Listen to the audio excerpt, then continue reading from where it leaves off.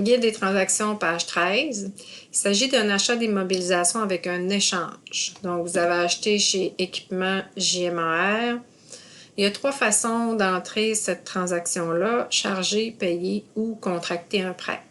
Donc, comment je fais d'abord pour savoir que c'est une immobilisation? Bien, un tracteur, c'est un bien de longue durée. Donc, c'est une immobilisation. Quand vous avez des montants supérieurs à 500 et des articles qui ont une durée de vie longue, là, je ne parle pas d'un achat de semences ou d'herbicides de 1000$, ce n'est pas une immobilisation.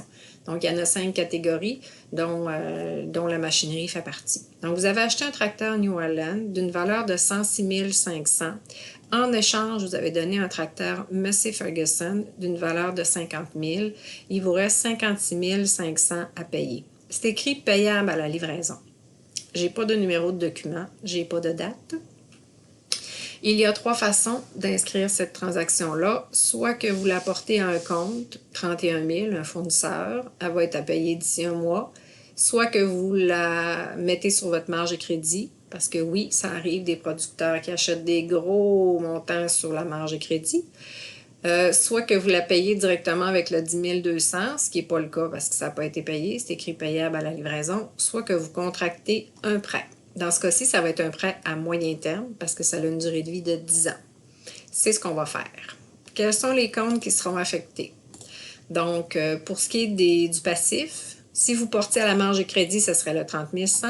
Si vous portiez au compte fournisseur, ce sera le 31 000. Comme on va le faire, nous, c'est dette moyen terme, pardon, 38 000. Autre compte, c'est un actif à long terme qui est une immobilisation. C'est dans le compte 23 000 matériel roulant. C'est celui-là qu'on va utiliser. Donc, j'inscris une date fictive. Achat de tracteur. New Holland. Donc, j'ai dit 38 000. Normalement, je devrais me créer un auxiliaire. Le mien est créé, là. Mais pour créer un auxiliaire, 38 000, c'est un emprunt. Donc, vous allez dans Auxiliaire, Emprunt, Ajouter, puis vous l'appelez Tracteur New Holland. Donc, moi, il est créé. Donc, pour un montant de... Bon, l'emprunt à contracter, ce qui est important de dire, c'est qu'il n'est pas de la valeur du tracteur. Il est de la valeur de 56 500 parce qu'on a donné en échange un tracteur. Pour le numéro de document, vous mettez des X parce qu'on n'en a pas. Donc, j'ai contracté un prêt pour une machinerie. On a dit achat d'immobilisation, actif long terme, 23 000. Vous allez devoir créer un auxiliaire, dans ce cas-ci, immobilisation. Donc, vous procédez de la même façon qu'habituellement, puis vous l'appelez tracteur New Holland.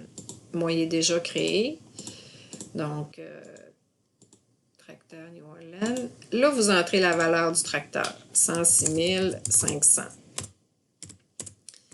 Donc, évidemment, ça ne balance pas. Il y a un solde de 50 000. Ce qu'on va faire, c'est qu'on va aller, on va aller créditer la machinerie, le tracteur Massey. Donc, 23 000. Là, à ce moment-là, on va créer un auxiliaire immobilisation pour le tracteur Massey. Donc, 23 000, matériel roulant.